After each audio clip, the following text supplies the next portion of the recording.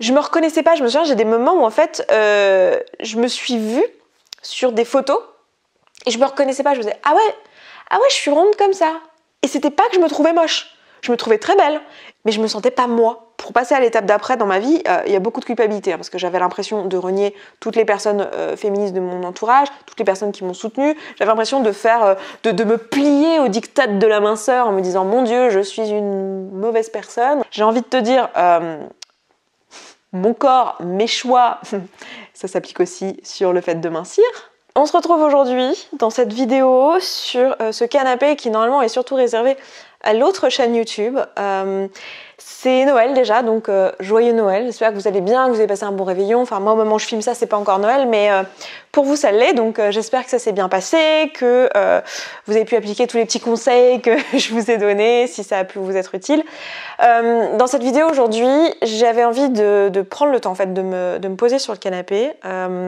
Et de discuter avec vous de mon parcours en termes identitaires. En fait, ici on parle beaucoup de transformation identitaire, on parle de changement d'identité. Alors, je sais pas si les mots sont bien choisis, mais quand je parle de changement d'identité, je veux dire de passer d'une identité superficielle, une fausse identité, une espèce de faux self qu'on a tous et qu'on a tous développé, qui est social, à la personne qu'on est vraiment et qu'on ressent être à l'intérieur. Et ça veut dire très souvent perdre du poids, c'est pour ça qu'on est là, c'est que très souvent en fait notre nous avec du surpoids, de l'obésité, en fait c'est un nous qui est plein de couches, littéralement de couches identitaires, de souffrances, de choses en fait qu'on n'arrive pas à laisser partir.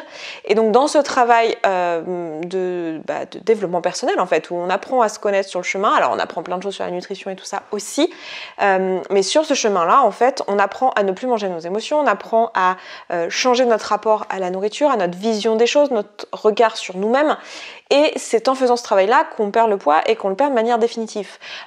Évidemment, je sais que pour beaucoup d'entre vous, en fait, votre but c'est de perdre du poids, c'est comme ça que vous êtes tombé sur cette chaîne, c'est comme ça que vous regardez ces vidéos, mais je pense que si vous me suivez depuis un petit moment, vous commencez à comprendre qu'en fait, c'est pas tellement à propos de la nutrition ou à propos du sport, même si évidemment, c'est par ces actions-là qu'on va perdre du poids physiquement, mais la question c'est plutôt comment faire pour que ces actions-là on puisse les faire de manière simple, facile, voilà, sans que ça soit un brouhaha pas possible, sans se mettre la pression, sans être dans la résistance, la frustration, parce qu'on est bien d'accord que se frustrer toute sa vie c'est pas une vie, personne ne veut de ça. Et en gros ici je vous parle beaucoup d'identité de grosse, identité de mince, avec des gros guillemets à chaque fois, le mot grosse et le mot mince évidemment. Et quand je vous parle de ça, ce dont je vous parle, c'est le fait de s'autoriser à devenir soi-même et du coup au passage de quitter tous les kilos, de laisser partir un peu tout ça. Et dans ce travail-là, en fait, il s'agit de voir le monde d'une autre manière, de vraiment remettre en question tout ce qu'on croit à propos du monde, à propos de soi. Et c'est pour ça que c'est challengeant. Et il y en a en général qui me disent moi, quand j'ai découvert tes vidéos, j'avais un espèce de non viscéral, je détestais ce que tu faisais et tout, parce que ça allait à l'encontre de plein de choses que je croyais. Et c'est normal en fait. Mais au fur et à mesure, en regardant tes vidéos, j'ai commencé à me dire que en fait, c'était peut-être pas si con. Et j'ai envie de dire, ça me fait sourire parce que en fait, moi, ça m'a fait exactement la même chose quand j'ai découvert plein de choses dont je vous parle ici, c'est qu'il y a plein de trucs identitaires auxquels j'étais très accrochée, des trucs qui étaient vraiment là pour me protéger. Bref, et dans cette vidéo aujourd'hui, puisque viens-en au fait Esther, dans cette vidéo, je me suis dit que j'allais vous partager mon parcours identitaire. Alors, récemment sur l'autre chaîne YouTube, sur ma chaîne historique, j'ai partagé un petit peu là où j'en étais en termes de poids actuellement, mes objectifs, etc. J'ai vachement hésité entre le mettre sur l'autre chaîne ou le mettre ici. Je l'ai finalement mis sur l'autre chaîne. Donc si vous ne l'avez pas vu parce que vous n'êtes pas abonné aux deux chaînes, je vous remettrai le lien dans le i et en barre d'infos. Si vous ne sentez pas de vous abonner à l'autre chaîne parce que les autres contenus ne vous intéressent pas, vous en faites pas. À chaque fois que je ferai des vidéos comme ça un peu importantes ou en lien avec ce qu'on raconte ici, je vous le dirai sur cette chaîne. Donc voilà, vous vous sentez pas obligé de vous abonner à l'autre chaîne. Enfin, c'est vraiment sur le moment, je me suis beaucoup posé la question sur quelle chaîne je le mettrais et je l'ai mis sur l'autre, mais voilà, j'aurais pu aussi bien le mettre ici. Et dans la vidéo d'aujourd'hui, en fait, j'ai envie d'aller un peu plus loin et de vous expliquer un peu ce qui s'est passé en termes d'identité. Parce que vous me demandez tout le temps, et je vous ai fait une vidéo lundi à ce sujet, mais vous me demandez tout le temps comment on fait pour changer d'identité. J'ai bien compris que j'avais une identité qui me correspondait pas, que c'était pas moi, que j'étais pleine de couches, un peu de surcouches d'identité et que ça me ressemblait pas. Et en même temps, j'ai super peur du regard des autres, j'arrive pas à laisser partir ça. Comment je peux faire quoi? Et en fait, à chaque fois, ma réponse c'est si t'en es à cette question-là, je pense que là, c'est le moment où tu as besoin de te faire coacher parce que moi je peux pas, enfin je peux te donner tout un tas d'outils, c'est ce que j'ai fait lundi, je peux te donner plein de vidéos dans lesquelles je vais te lever certaines couches identitaires qu'on a tous parce qu'en fait justement c'est pas ces couches identitaires en fait c'est notre ego, c'est notre fausse identité qu'on a tous en commun, dont on a beaucoup de parties en commun on va dire. Mais c'est pas vraiment qui on est, parce que qui vous êtes, évidemment, c'est un truc qui vous est propre, qui est individuel à vous, en fait. Et donc, toutes ces couches de croyances, genre moi je suis une bonne vivante, moi je suis une lève-tard, moi je sais pas, je suis quelqu'un qui procrastine, tous ces trucs, moi j'y arriverai jamais, on est tous gros dans ma famille, enfin, tous ces trucs un peu d'identité globale, tout ça, qui sont beaucoup issus de la société patriarcale, antiféministe, sexiste et tout ça, bah ça je peux aller les lever parce qu'en fait on les a en commun, mais il y a plein de choses qui vous sont propres où je peux pas vous les lever si je vous ai pas en coaching et qu'on va pas regarder ce qui se passe dans votre tête, quoi. Et il y a plein de choses qu'on peut pas lever tout seul et on a besoin de quelqu'un à l'extérieur qui nous aide à ça parce que on est dans notre tête, on est dans notre bullshit, nous on croit notre brouhaha en fait et on a besoin de quelqu'un en face qui puisse nous faire prendre de la hauteur, qui ait les outils et qui puisse nous le montrer. Et j'ai du mal à vous expliquer ça et à vous montrer la force du coaching sur cette chaîne parce que en fait je crois que le plus puissant ce serait de vous le montrer. C'est pour ça d'ailleurs je vous ai proposé cet atelier le 28, donc là on est le 25, donc vous avez quelques jours encore pour vous inscrire. Si vous n'avez pas vu ça passer, je vous aurais remis le lien dans la barre d'infos, vous pouvez aller voir de quoi il s'agit. Je vais pas vous refaire tout le descriptif là, je vous laisserai aller regarder la page et regarder la vidéo de présentation, mais en gros c'est toute une journée où on va coacher ensemble en ligne. Le but c'est de vous donner un peu un avant-goût de à quoi ressemble le coaching point final et puis de vous faire de toute manière expérimenter la puissance du coaching et des levées de croyances et de pensées sur une journée. Et c'est vrai que je suis bien embêtée parce que je suis forcément biaisée, c'est mon métier, je suis là sur cette chaîne, je vous vends un programme, j'ai un programme à vous vendre, donc forcément je suis biaisée et à chaque fois que je me mets en question et je me dis quand vous m'amenez ce genre de problématique et que j'ai envie de vous dire fais-toi coacher, je me demande s'il n'y a pas d'autre façon de faire, et j'essaye de vous donner un maximum d'outils, etc. Mais la réalité, c'est que je crois en le coaching et que je pense qu'il y a un moment donné, il y a un stade, plein de gens en fait qui se bloquent aussi et qui au bout d'un moment ont plein de blocages et n'arrivent pas à lever les croyances limitantes, à lever les couches identitaires parce que on s'identifie à ces couches-là, on croit que c'est une fatalité, on croit que c'est notre réalité en fait, on le confond avec notre réalité, du coup on ne voit pas comment le changer. Et bien dans ces moments-là, pour moi la seule solution c'est de se faire coacher et heureusement on n'a pas besoin de se faire coacher dans tous les domaines de nos vies, il y a plein de domaines dans lesquels on arrive à lever nos pensées tout seul en auto-coaching ou en s'ouvrant l'esprit, en lisant des livres, en regardant des films, en regardant des vidéos YouTube, en rencontrant des gens, mais il y a des sujets sur lesquels on croit tellement à notre bullshit qu'en fait on a besoin d'un coach.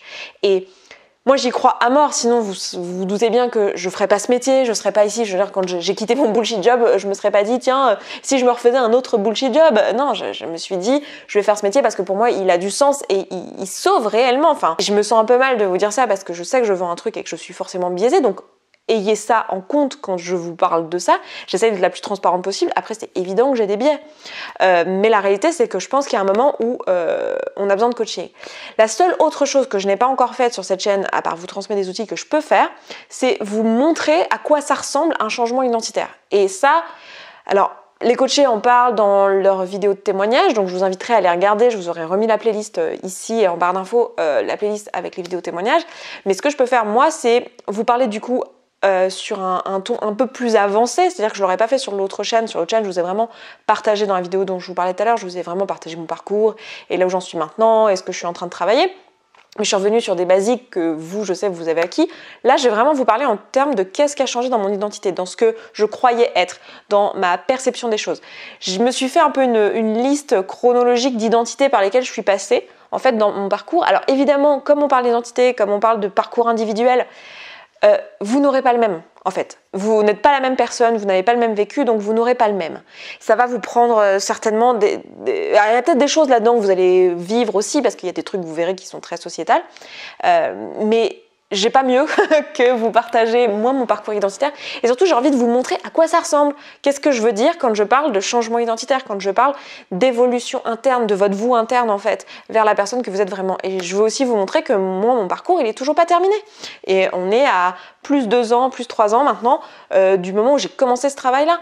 Et le travail n'est pas terminé, ça va sûrement encore prendre des mois, des années, et c'est ça en fait le développement personnel, c'est pas un truc qui se fait en un claquement de doigts. Donc même si je vous propose un programme qui est sur 6 mois, c'est sûr qu'au bout de 6 mois, vous n'avez pas fini tout ce que vous aviez à changer dans votre vie et toutes vos perceptions sur tous les sujets. Et ça, c'est vraiment un truc sur lequel je pense que j'insiste pas assez, mais c'est un truc important à comprendre, c'est qu'après 6 mois, vous avez tout ce qu'il vous faut pour le faire en autonomie. Vous avez de l'auto-coaching après, vous avez accès à la communauté après, qui est un programme d'auto-coaching que je vous propose, voilà, où vous avez du coaching aussi à l'intérieur, vous avez des coachs à qui vous pouvez poser des questions, mais ce travail, il va peut-être encore vous prendre des mois, et je sais en plus que pour certaines, alors, ouais, j'allais dire pour certaines d'entre vous, vous le savez parce que vous avez des 10, 20, 30, 40 kilos à perdre, donc vous savez bien que ça va pas se faire en 6 mois, mais pour d'autres qui ont moins de poids à perdre, vous risquez de penser qu'en fait c'est juste une histoire de poids et que ça va être réglé en 6 mois. Alors peut-être que vos kilos seront réglés en 6 mois, si vous avez 5-10 kilos à perdre,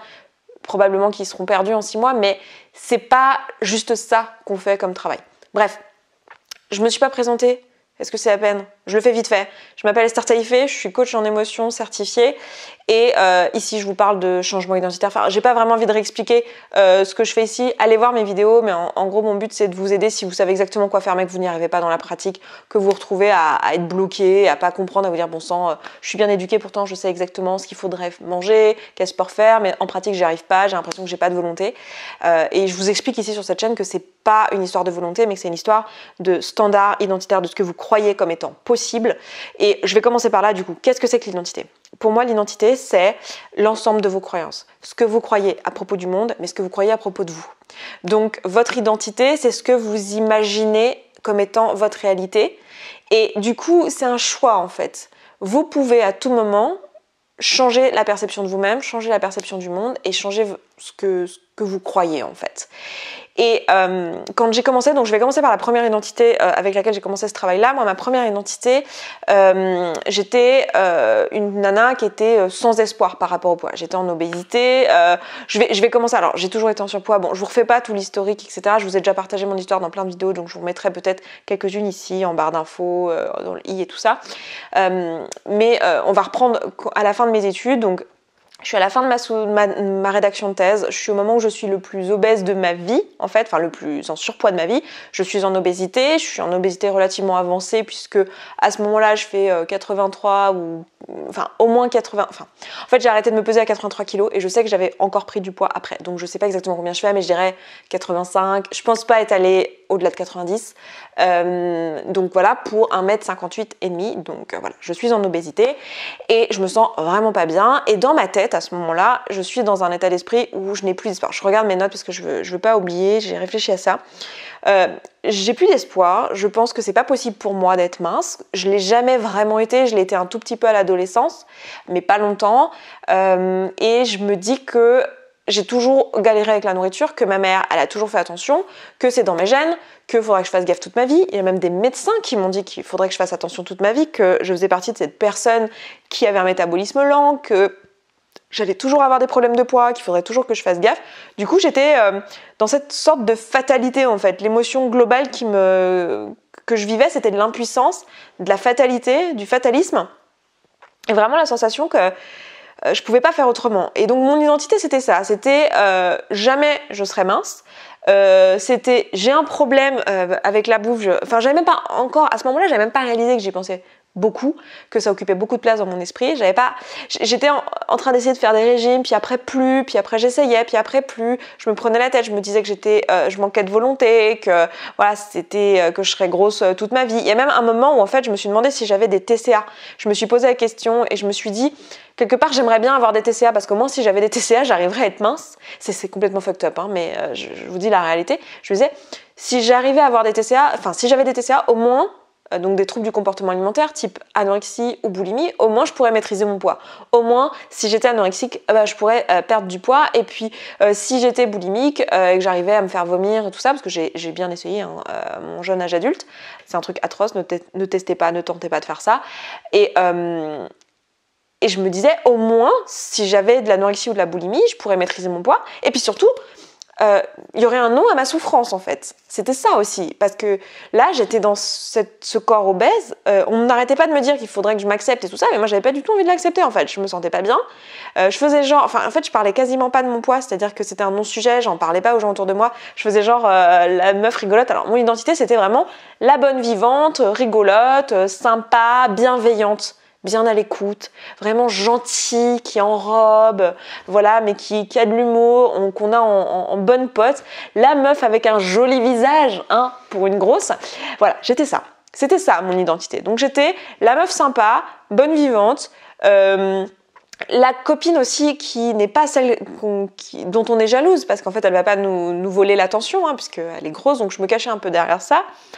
Et voilà, j'avais de l'humour, enfin j'espère que j'en ai encore un peu, espérons, que c'est pas parti dans l'identité, s'il y a bien un truc que j'essaye de garder c'est ça.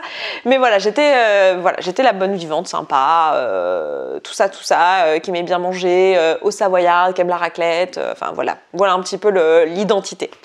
Mais la deuxième identité par laquelle je suis passée, donc après ça, ça a été, en fait, j'en avais marre de pas me supporter, de me trouver moche, et j'ai décidé d'arrêter de me complexer. Donc j'ai commencé à bosser sur mes complexes. Pour moi, ça a été ma première étape en fait. Et c'est comme ça que je suis rentrée dans le développement personnel.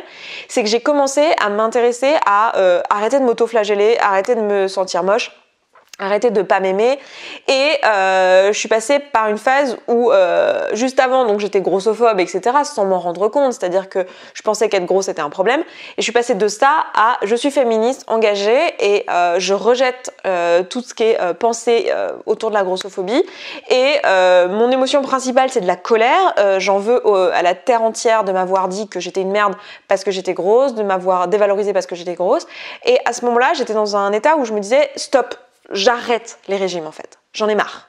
J'en ai marre, donc ma deuxième identité dans ce cheminement-là, ça a été ça. J'en ai marre des régimes, rejet total des régimes, je veux plus entendre parler d'un régime, je veux plus entendre parler de frustration. Tout ce que je veux là déjà, et en plus avec le constat et les années, parce qu'à ce moment-là, j'ai 28 ans, quelque chose comme ça, 30 ans, un constat quand même assez dur qui est que tous ces régimes, ça m'a juste fait prendre du poids en fait. Au cours des années, je suis plus grosse que ce que j'étais à la base, c'est-à-dire que j'ai commencé à faire des régimes, enfin non, j'ai commencé, j'étais très jeune, enfin je vous renvoie à mon histoire et tout, si vous voulez en savoir plus, mais j'ai commencé vraiment à faire des régimes de mon propre chef quand j'étais adolescente, et à ce moment-là j'étais pas grosse, et en fait maintenant je l'étais quoi, à force d'avoir peur d'être grosse je l'étais devenue, hein, modèle de Brooke Castillo à l'œuvre, magnifique, on adore, et du coup à ce moment-là je me suis dit les régimes c'est des conneries, ça me fait grossir, donc stop, j'arrête en fait. Et donc je suis passée dans une phase d'acceptation de moi, donc j'ai fait un vrai putain de boulot sur je m'accepte, je m'aime comme je suis, body positive et tout ce qui va avec, et donc j'ai vraiment pris le temps d'apprendre à m'aimer, de bosser sur les pensées que j'avais, où à chaque fois que je me disais que je suis dégueulasse, parce que j'avais vraiment ces pensées-là. Alors maintenant, ça me paraît extrêmement loin, mais c'était une période où, par exemple, j'avais du mal à me mettre nue devant mon copain. Je le faisais, mais ça dépendait des jours. Il y avait des jours où c'était impossible, c'était, voilà, me mettre en maillot de bain, je le faisais plus depuis quelques années devant les gens. Et vraiment, à mon poids le plus haut, j'avais du mal à me mettre nue devant mon copain, j'avais du mal à me regarder dans la glace. Je me souviens de moments dans les cabines d'essayage où je pleurais parce que le L chez H&M m'allait plus.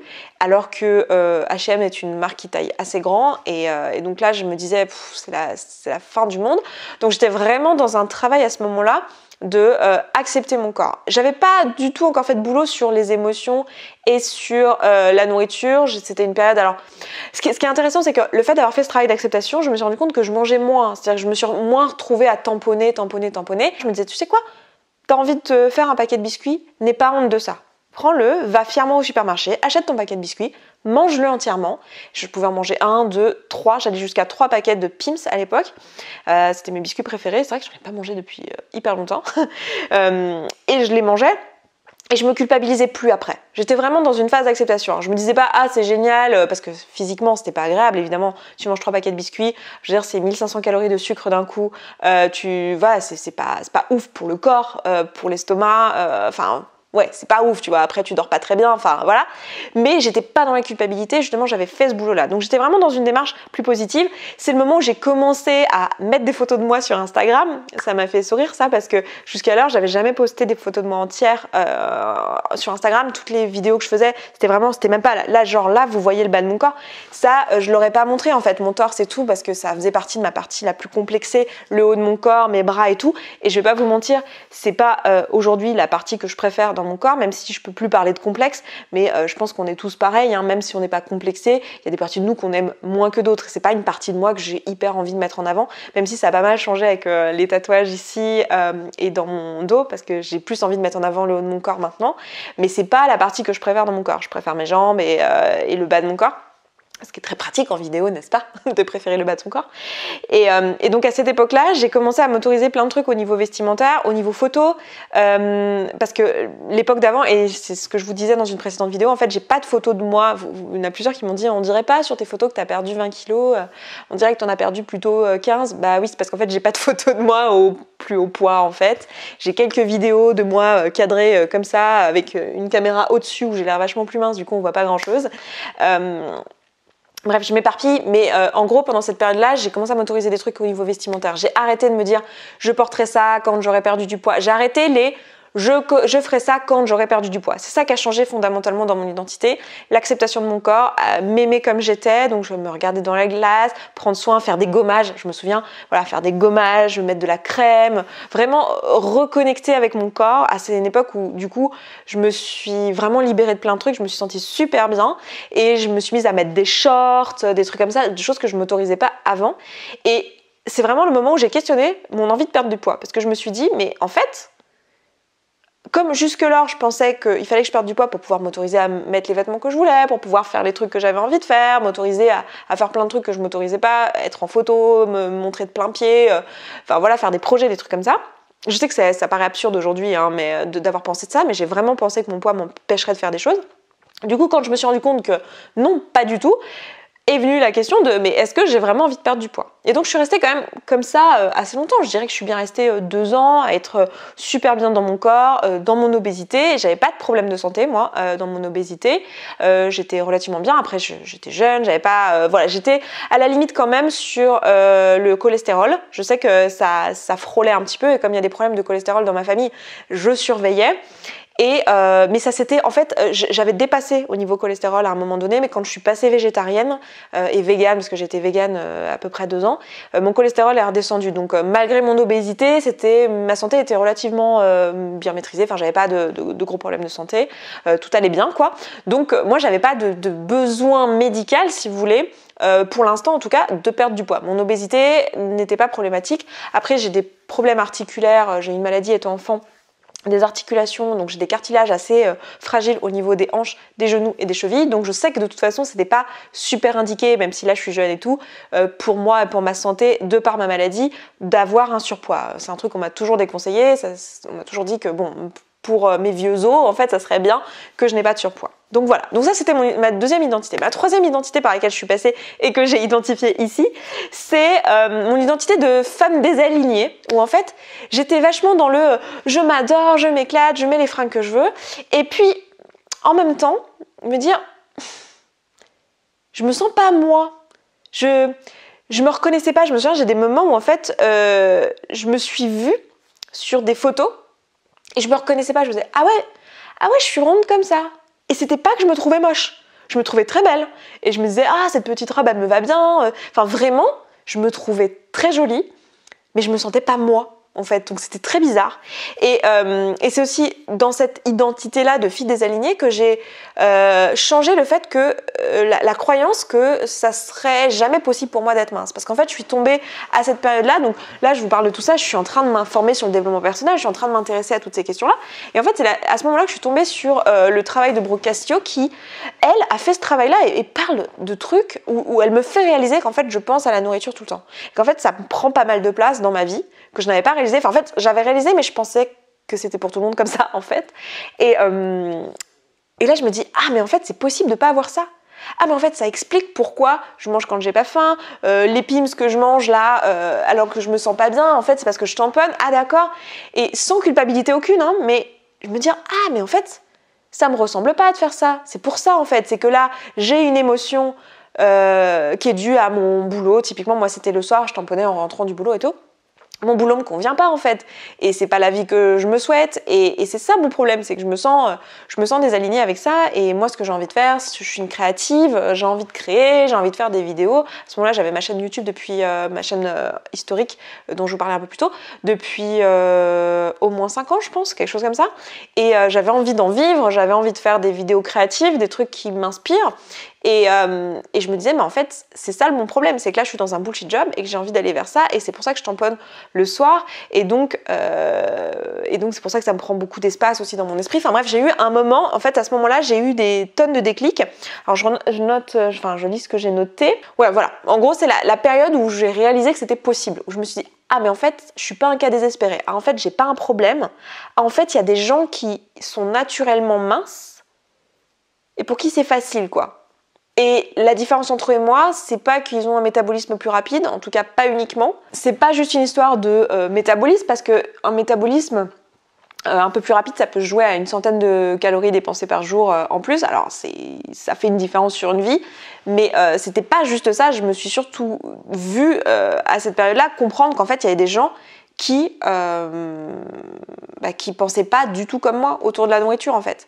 Et j'avais déjà percuté ces trucs-là un peu plus tôt. Je vous avais déjà parlé de mon ex-copain et d'une nana, l'épisode des macarons dont vous vous souvenez tous. Je vais vous épargner le fait de vous re-raconter l'histoire des macarons. Parce que j'ai vraiment l'impression d'être une mamie qui radote. Je vous mettrai ici la vidéo originale où je vous en parle. Enfin, la vidéo originale. J'en ai parlé en premier, je crois, dans le podcast.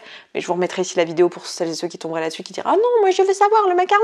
Mais je vous jure, les autres, ils en ont marre d'entendre cette anecdote. Donc, je vous mets la vidéo là.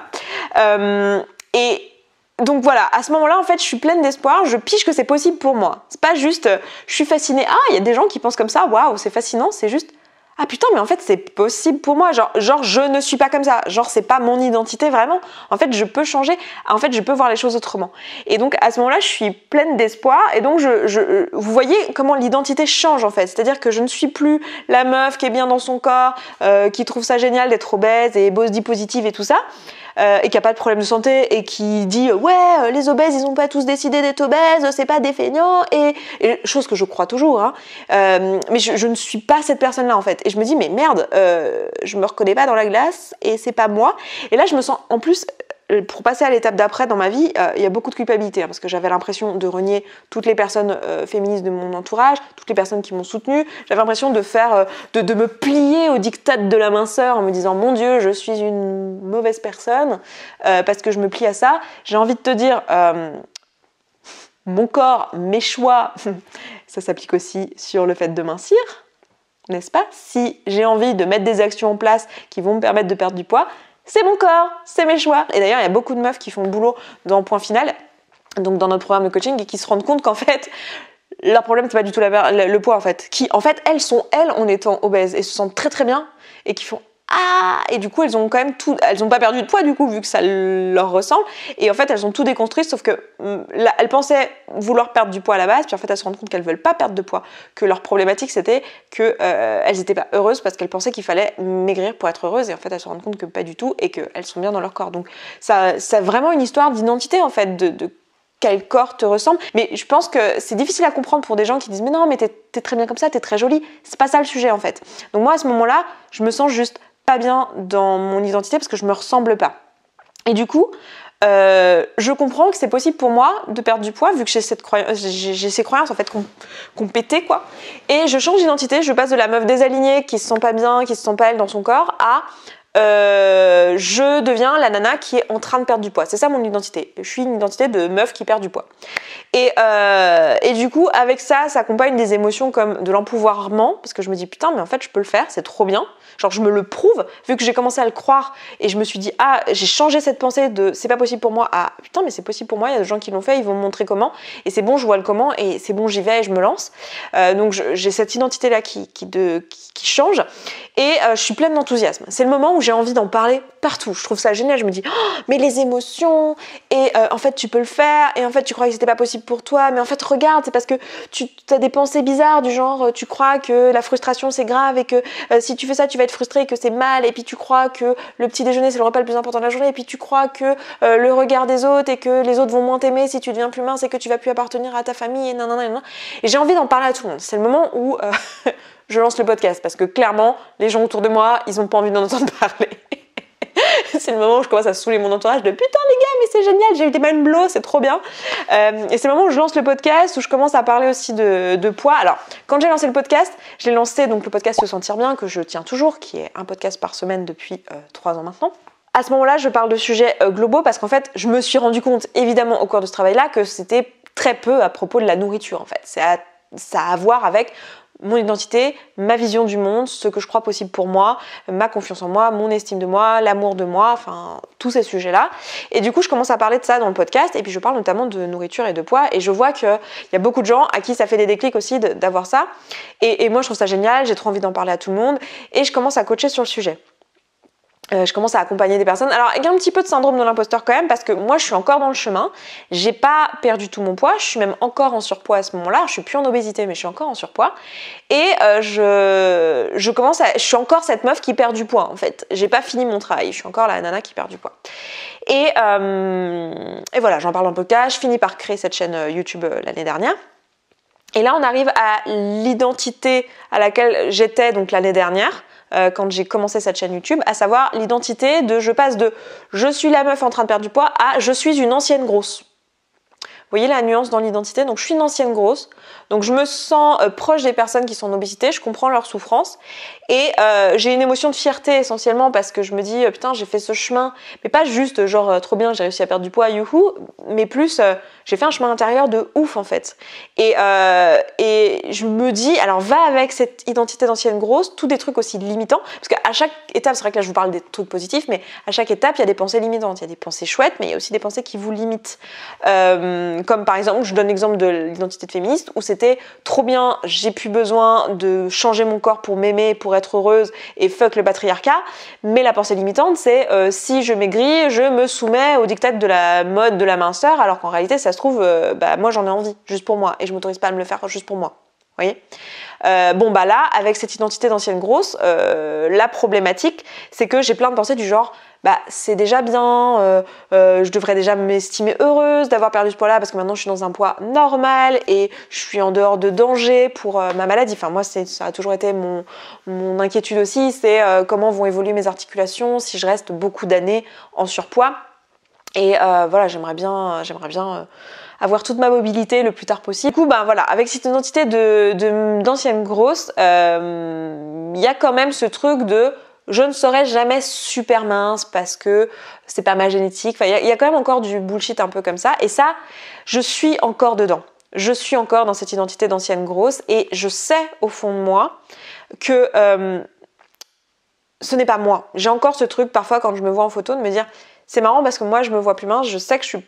Enfin, alors je suis pas aussi désalignée que je l'étais il y a quelques temps, mais je sais que j'ai pas fini mon chemin. Je sais que j'ai encore du taf et je le vois aussi dans ce qui m'amène à avoir ce poids aujourd'hui. Alors pour vous dire un peu, maintenant je suis à 64 kilos, voilà, donc ça fait au moins 20 kilos de perdu, probablement plutôt 23, 25, je sais pas exactement à combien je suis, mais je suis à 63-64 kilos, donc je suis à un IMC de 25, en gros, hein. Ça va dépendre des moments, je vais descendre jusqu'à 62 et je vais monter jusqu'à 64, parfois 65. À 65, je commence à vraiment pas me sentir bien. Donc voilà, mon oscillation depuis à peu près 2 ans. Et cette identité-là, donc elle est bloquée dans cette identité de ancienne grosse. Et je vois qu'en fait, il va falloir que je quitte cette identité-là. Mais c'est très compliqué, pour être tout à fait honnête, de quitter cette identité-là. Parce que j'ai l'impression que si je quitte cette identité-là, je parle plus sur cette chaîne en fait. Puisque l'une des raisons pour lesquelles je suis là, que je peux vous aider, que je vous accompagne, que je vous coach et tout, c'est parce que je suis une ancienne grosse. Donc en fait, c'est hyper intéressant pour moi le travail que j'ai à faire en ce moment, c'est de réussir à quand même avoir envie de vous aider et quand même avoir envie de faire ce métier qui me passionne. Parce qu'en fait, pour moi, en fait, je crois que, je sais pas si vous vous rendez compte de la puissance que ça a été pour moi dans ma vie, mais c'est un travail qui m'a tellement changé la vie. Je veux dire, pendant des années, je pensais que j'allais avoir cette souffrance toute ma vie. Je ne pleure plus dans ma voiture, je ne pleure plus dans les cabines d'essayage, je n'ai plus des moments où je me sens mais comme une sous-merde. Ça n'arrive plus en fait. Je ne pense plus H24 à la nourriture. Ma vie autour de la bouffe est normale. Je veux dire, je tamponne encore certaines émotions et ce sera toujours un peu le cas. Et je pense pas que ça soit un objectif sain dans la vie de plus vouloir du tout tamponner, parce que ça voudrait dire finalement être tout le temps en maîtrise de ses émotions, et c'est aussi ça qui fait notre beauté en tant qu'être humain. Mais je vois très bien qu'est-ce qui, dans mon mode de vie, dans mes comportements, dans mes habitudes, dans tout ce qui fait mon identité aujourd'hui, parce que vous savez que ce que vous croyez à propos de vous, à propos du monde et tout, c'est ce qui fait vos comportements dans la vie. Donc je vois très bien que mes comportements peuvent encore être améliorés et que ça explique pas le surpoids, mais les quelques kilos que je pourrais avoir encore envie de perdre et qui, selon moi, mériterait de l'être. C'est pas que mon corps... Alors je sais qu'il y en a qui vont me poser la question, parce que à chaque fois que je parle de ça, on me pose la question, mais est-ce que tu penses pas du coup que tu es à ton poids de forme ? Je vois en fait les pensées identitaires qui bloquent et qui sont encore limitantes et qui m'empêchent de perdre plus. Donc je pense pas que mon corps soit à son poids de forme, aussi parce que je vois que dans mon pourcentage de graisse par rapport à ma corpulence, en fait, il est élevé. Il est élevé, quoi. Je suis à 40% de masse graisseuse, entre 35 et 40, là je suis à 38 je crois. Donc ça reste élevé, d'accord ? Une femme qui est pas en surpoids ou quoi, elle est entre 25, ça peut aller jusqu'à 30%. Donc on est quand même... Je sais que j'ai encore du poids à perdre, même pour ma morphologie, pour ma corpulence, etc. Évidemment, je n'imagine pas aller au-delà de ma corpulence et je vais laisser mon corps m'emmener là où il veut. Mais je vois qu'il y a encore un travail identitaire qui peut être fait et je sais qu'une partie de ce travail, je le bloque moi-même parce que j'ai cette peur de plus pouvoir vous aider. Parce qu'en fait, c'est tellement important pour moi de faire ce travail-là. C'est con, hein, mais là, je vous parle de mon identité actuelle et du bullshit que je me raconte, hein. Mais le bullshit que je me raconte, c'est si je suis vraiment mince, les gens sur YouTube ils vont plus me croire sur le fait que je comprends leurs problèmes. Tu sais, genre un peu le syndrome de la nutritionniste super mec, tu dis mais qu'est-ce que tu comprends toi à ce que je vis, franchement, meuf, t'as vu comment t'es? Voilà, un peu ce truc-là. Plus le fait que, bah oui, mais si ma problématique c'est que je suis une ancienne grosse et que du coup je m'identifie comme telle et que du coup j'en parle comme telle et que du coup je veux que ça se voit sur mon corps indirectement, en fait, je fais pas exprès mais je stagne à un poids qui a un IMC de 25, il est symbolique, hein. Je vous le dis souvent quand je vous coach, mais si vous stagnez à 70 kg, 100 kg, un IMC de 25, ça dit quelque chose sur vous et sur là où vous en êtes dans votre tête. Et moi, il y a encore ce truc de oui, je suis mince aujourd'hui, très bien, mais ça se voit. Enfin, on peut le deviner quand on dit cette fille avant elle était obèse et que tu me vois en petit t-shirt et tout, que tu vois la peau que j'ai sur les bras qui pendouille un peu, tu dis ouais, je vois comment cette personne peut être une ancienne obèse en fait. Et c'est ça qu'il faut que je laisse partir. Et pour l'instant, j'ai pas encore trouvé une identité qui me permette à la fois de vous aider, de rester finalement une ancienne grosse, hein, mais sans avoir tout ce bullshit que j'ai autour, et je suis en plein dedans. Et c'est là que je vous dis que c'est important de se faire coacher, parce que même moi, là, je suis incapable de vous dire quelles sont les croyances limitantes exactes et comment je vais pouvoir les dépasser, en fait. Tout ce que je sais, c'est que cette année, j'ai beaucoup avancé sur cette identité-là, parce qu'il y avait plein de choses derrière ça qui étaient des croyances que j'avais à propos du fait que c'était pas bien de compter ses calories, parce que je risquais d'aller en anorexie, ou des choses comme ça, en fait. Et là, j'ai levé quand même pas mal de trucs là-dessus. Je pense que c'est une bonne piste, mais je suis encore en train de bosser sur toutes ces pistes-là. Et actuellement, je suis coachée sur le sujet. J'ai vu une coach sportive aussi qui a du coup d'autres visions de la nutrition. Je l'ai vue à la sortie du premier confinement. Voilà, donc je suis encore sur le chemin et je continuerai à vous parler du chemin. Et vous savez, on dit souvent que plus on avance dans la perte de poids, plus c'est lent en fait. Et on se dit oui, mais c'est parce que le corps... Alors, il y a plein de raisons à ça, mais l'une des raisons, c'est parce qu'en fait, plus tu avances, plus tes couches identitaires, elles sont profondes en fait. Et plus ça demande du temps et du travail d'aller les lever. Donc là, je suis vraiment sur des couches identitaires importantes. Donc il y a cette raison-là, puis il y a aussi le fait que, en fait, le corps, pour sainement perdre du poids, enfin si tu le laisses faire, évidemment si t'es pas en train de faire un régime drastique et de lui imposer une perte de poids, il le perdra, mais si tu le ménages et si tu fais les choses bien en le laissant faire à son rythme, etc., il va que perdre un pourcentage de ton poids initial. Donc forcément, plus t'es bas, plus le chiffre net est bas, tu vois ce que je veux dire? Donc plus tu perds, moins tu perds. T'as compris ou pas? Plus tu avances dans ta perte de poids, moins tu perds beaucoup à la fois parce que ton poids global a baissé, ce qui est normal, quoi. Donc voilà, c'est là où j'en suis aujourd'hui dans mon identité. Je suis super fière du chemin parcouru. Je me sens très bien dans mon corps, mais je me sentais déjà très bien dans mon corps avant de perdre du poids. C'est juste que je sais que je suis pas encore là où je suis moi, et il y a énormément de gens qui jugent ça et qui vont me dire, bon, peut-être un peu moins sur cette chaîne, mais qui vont me dire mais non, mais t'es très bien, oh là là, mais mon Dieu, mais c'est malsain de vouloir perdre encore alors que tu es normal, tu devrais te contenter, gna gna gna gna gna. En fait, vous ne pouvez pas, et c'est hyper important d'entendre ce que je vais dire là, mais vous ne pouvez pas savoir ce qui se joue dans la tête de quelqu'un. Vous ne pouvez pas savoir où est-ce que la personne en est, et quand la personne vous dit je souhaite ça et je le fais pour moi, croyez-la en fait. Il n'y a que elle, et ça c'est un truc que je vous dis tout le temps, hein, mais il n'y a que vous qui savez ce qui est bon pour vous, il n'y a que vous qui pouvez être honnête avec vous-même et savoir où vous en êtes. Et les actions d'une personne ne disent rien sur ses intentions. Hein. Je veux dire, on peut sauter, c'est un truc que je vous dis souvent, mais on peut sauter le repas du midi parce qu'on est anorexique et qu'on a très très peur de prendre du poids et qu'on veut se faire du mal et qu'on veut se punir de je ne sais quoi. On peut sauter le repas du midi parce qu'on a un examen médical à faire et il faut qu'on soit à jeun. On peut sauter le repas du midi parce que là on est super occupé, on est passionné par notre taf et bon c'est pas grave, on mangera plus tard parce qu'on s'en fout. Enfin, je veux dire, l'action ne dit rien sur l'état psychologique de la personne. Et c'est un truc vraiment important à comprendre et je pense que personne ne peut savoir en fait ce qui est juste pour vous, à part vous-même, et même vous-même, il faut aller faire ce travail-là, et c'est le travail pour lequel je vous accompagne dans Point Final, c'est le travail sur lequel j'essaie de vous accompagner sur cette chaîne aussi, et c'est le travail où on ira bosser. Donc quand je parlais de pensée identitaire dans lequel on va aller bosser dans l'atelier, c'est ça en fait, aller taper dans les couches superficielles ou un peu plus profondes en fonction de là où vous en êtes dans votre travail, sur votre identité, mais aller taper sur qu'est-ce que vous croyez à propos de vous qui vous bloque en fait. Donc c'est pour ça que c'est adapté à vous si là vous êtes dans une situation où vous êtes bloqué en fait, vous vous rendez compte que vous stagnez, vous regardez les vidéos, vous vous intéressez à plein de choses, mais en fait vous êtes bloqué sur un truc, l'atelier va vous faire aller lever ça en fait, puisqu'on va aller faire spécifiquement des exercices pour aller lever ça pendant toute la journée. Et après si vous voulez faire un travail un peu plus poussé et avancer sur ce chemin identitaire et vraiment maîtriser tous les outils pour pouvoir continuer après le coaching, l'idéal c'est de rejoindre Point Final, mais ça, tout ça vous le savez, je vous en ai déjà parlé plein de fois. Donc bref, vous aurez tous les liens en barre d'infos. C'était tout pour mon chemin à moi identitaire. Je vous renvoie à l'autre vidéo que j'avais fait sur l'autre chaîne. Vous allez voir que dedans j'explique des choses peut-être un peu moins avancées pour vous, voilà, mais ça peut vous intéresser. Et puis écoutez, moi je m'arrête là pour cette vidéo. Ce sera peut-être pas ma dernière vidéo de l'année parce que je crois qu'on a encore une vidéo lundi prochain. On se voit lundi donc dans l'atelier, donc voilà, inscrivez-vous si vous n'êtes pas déjà inscrit. Et puis écoutez, je vous embrasse, je vous souhaite une très belle journée, un très beau week-end et je vous dis à lundi dans l'atelier. Ciao ciao.